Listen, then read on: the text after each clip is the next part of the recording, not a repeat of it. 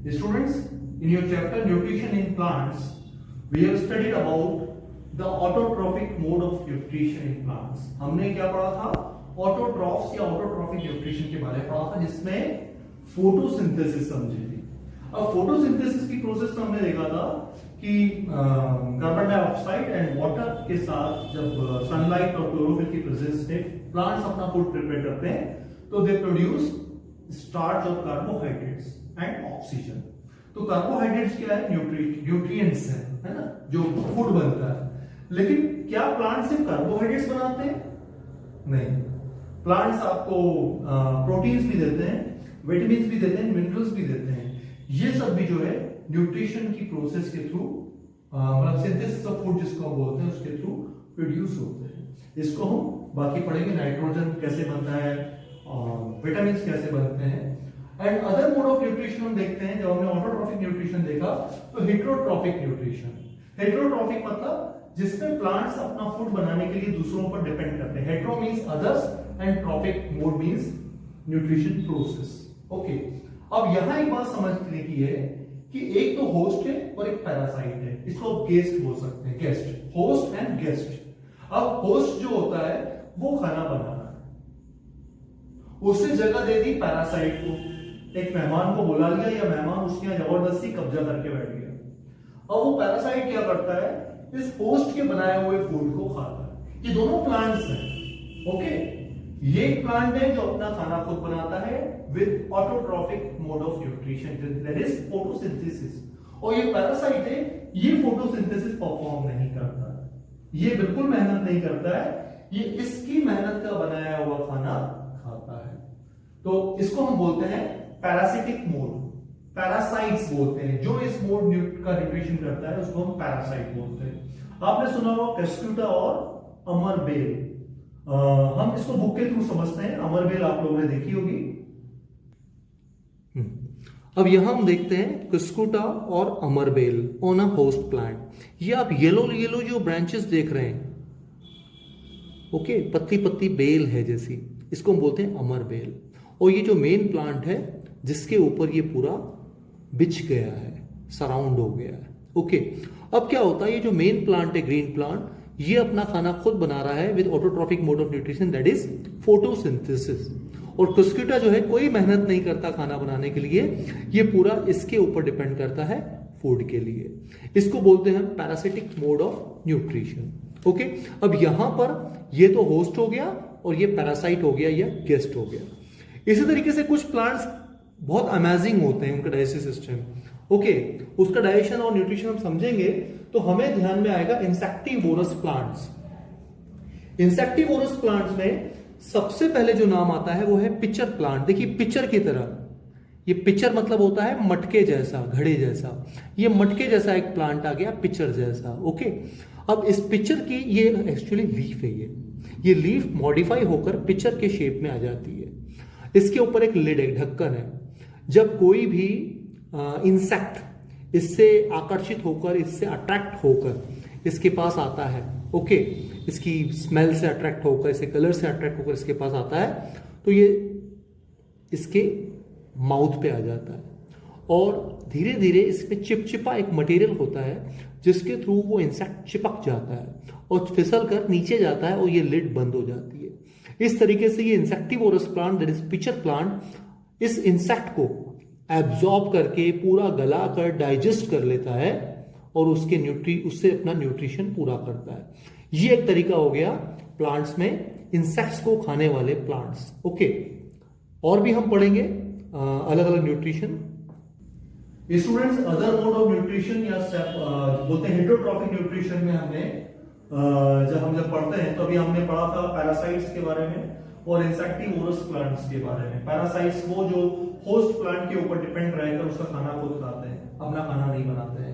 Insectivorous plants वो जैसे pitcher plant जो इंसेक्ट्स को खाकर अपना खाना बनाते हैं, अपना भोजन बनाते हैं या न्यूट्रिशन करते हैं। Now another part is saprotrophs, saprotrophic nutrition. आपने बारिश के टाइम में अभी मशरूम्स देखे होंगे। मशरूम्स जैसे आपने देखा होगा कि कुछ हल्के से अम्ब्रेला शेप के कुछ उगाते हैं आसपास सड़ी गली जगह पे, और लेदर पे, आपने ब्रेड पे, पुरानी ब्रेड पर और पुरानी चीजों पर आपने कई बार व्हाइट व्हाइट पैचेस देखे होंगे फंगस के रूप में, इसको आप बोलते हैं फफूंद, है ना। तो वो देखा होगा आपने। तो फंजाई एंड मशरूम ये डिकेड मटेरियल पर, सड़ी गली चीजों पर अपना सरवाइव करते हैं, अपना न्यूट्रिशन करते हैं। तो इन्हें हम कहते हैं सेप्रोट्रॉफ्स। जहां पर सेप्रो वर्ड आ गया वहां आप समझ जाना डिकेड मटेरियल मतलब सड़ी गली चीजों पर जिंदा रहने वाले प्लांट्स। अब हम बात करते हैं, कुछ प्लांट्स ऐसे होते हैं जो एक दूसरे पर डिपेंड करते हैं। इसका मतलब है कि एक प्लांट दूसरे के काम आ रहा है, दूसरा पहले के काम आ रहा है, आपस में दोस्ती हो जाती है न्यूट्रिशन के लिए। इन्हें हम कहते हैं सिम्बायोसिस। इसका एक बहुत अच्छा एग्जांपल है लिशंस। अब लिशंस क्या है? लिशंस एल्गे एंड फंगस। एल्गा मतलब होता है, जो मैंने बताया था, पानी में जो हरा हरा चीजें जमा हो जाती है, काई जिसको बोलते हैं, वो एल्गे में आता है। ओके, उसको हम प्लूरल फॉर्म में एल्गी बोलते हैं। और फंगस जो हमने बताया fungi, that is the singular form है फंगस। ओके, तो फंगस और एल्गे ये दोनों एक दूसरे के साथ फ्रेंडशिप कर लेते हैं। एल्गी क्या करता है? एल्गी ग्रीन कलर का होता है, इसमें क्लोरोफिल होता है। तो क्लोरोफिल क्या करता है? फोटोसिंथेसिस करता है। इसका मतलब वो फूड बनाता है, फूड प्रिपेयर करता है। तो एल्गी खाना बनाकर किसको देता है? खुद भी खाता है और फंगस को भी देता है। बदले में फंगस क्या देता है? फंगस वाटर को एब्जॉर्ब करके एल्गी को देता है और साथ में शेल्टर देता है, अदरवाइज एल्गे जो है जिंदा नहीं रहेगा। तो फंगस जो है एल्गे को शेल्टर देता है और साथ में मिनरल्स प्रोवाइड करता है। इस तरीके से एल्गे और फंगस दोनों एक दूसरे से काम आते हैं, एक दूसरे के साथ दोस्ती कर लेते हैं। तो they perform symbiotic nutrition, that is symbiosis. Okay, इसका एक बहुत अच्छा एग्जांपल है लिशंस। स्टूडेंट्स, अब क्वेश्चन ये अराइज होता है कि प्लांट्स में न्यूट्रिशन तो होता है, न्यूट्रिएंट्स भी बनते हैं। ओके, तो ये प्लांट जो मिनरल्स, वाटर, ये सब चीजें सॉइल से लेते हैं। तो एक समय के बाद तो ऐसा होता है कि सॉइल में फिर वो मिनरल्स खत्म हो जाएंगे। तो how nutrients are replenished in the soil, ये सॉइल में न्यूट्रिएंट्स वापस कैसे आ जाते हैं, कैसे बनते हैं, ये भी प्रोसेस है। हम बात करते हैं, अगर सॉइल में न्यूट्रिएंट्स होते हैं तो नाइट्रोजन, फास्फोरस एंड पोटेशियम, और भी बाकी होते हैं बट मेनली ये होते हैं। आपने सुना होगा फार्मर्स जो है खेतों में फर्टिलाइजर्स डालते हैं, जिसको आप बोलते हैं यूरिया, फॉस्फेट। ओके, तो फॉस्फेट मतलब फास्फोरस, यूरिया मतलब नाइट्रोजन, और अलग अलग मैन्योर या खाद डालते हैं। ये क्यों डालते हैं? Why fertilizers and manures are added in the field, in the soil, to replenish nutrients in the soil. Okay, इससे कारण सॉइल में नाइट्रोजन, फास्फोरस, पोटेशियम या अदर न्यूट्रिएंट्स की या अदर मिनरल्स की जो परसेंटेज है वो मेंटेन रहती है। ये क्यों जरूरी है?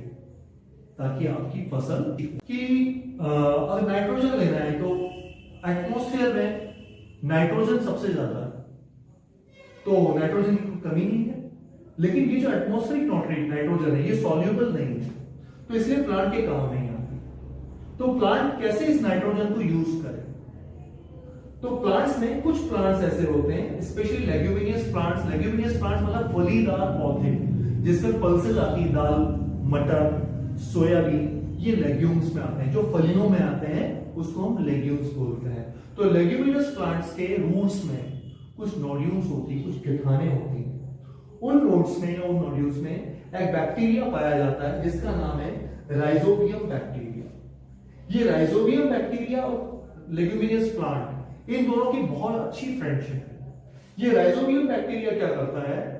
जो एटमॉस्फेयर का नाइट्रोजन है जो यूज में नहीं आ सकता प्लांट के, उसको एब्जॉर्ब कर लेता है सॉइल के अंदर, और इसको एब्जॉर्ब करके सॉइल के अंदर इसको वाटर सॉल्यूबल बना देता है। जब ये नाइट्रोजन वाटर सॉल्यूबल हो जाता है तो इन रूट्स के थ्रू ये एब्जॉर्ब हो जाता है और प्लांट्स को मिल जाता है। ओके, इस तरीके से राइजोबियम बैक्टीरिया सॉइल के अंदर नाइट्रोजन को मेंटेन करने के लिए बहुत ही इसेंशियल है, और ये नाइट्रोजन आगे जाकर प्लांट में प्रोटीन में कन्वर्ट हो जाता है, अमाइनो एसिड, और अमाइनो एसिड से प्रोटीन में कन्वर्ट हो जाता है। इस तरीके से लेग्यूमिनियस प्लांट्स लाइक सोयाबीन, तुअर, अरहर दाल या मूंग दाल, तुअर जो की दालें होती है, ये सब जो होती है हमें प्रोटीन देती है। इस तरीके से लेग्यूमिनस प्लांट को क्या चाहिए? नाइट्रोजन। और राइजोबियम बैक्टीरिया को क्या चाहिए? बाकी चीजें।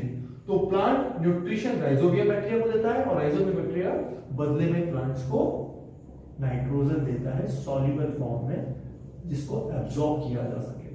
इस तरीके से प्लांट्स और बैक्टीरिया में भी फ्रेंडशिप हो जाती है। By this they perform a symbiotic relationship, जिसको हमने सिम्बायोसिस पढ़ा था। ओके, तो सिम्बायोसिस सिर्फ प्लांट टू प्लांट नहीं होता, plant to other microorganisms भी होता है। ओके, इस तरीके से आप हम समझ चुके हैं न्यूट्रिशन इन प्लांट्स। इसको हम और डिटेल में पढ़ने के लिए उस बुक के थ्रू जाएंगे। कुछ एक्टिविटीज हैं जिसके वीडियोस के लिंक्स आपको अलग से शेयर किए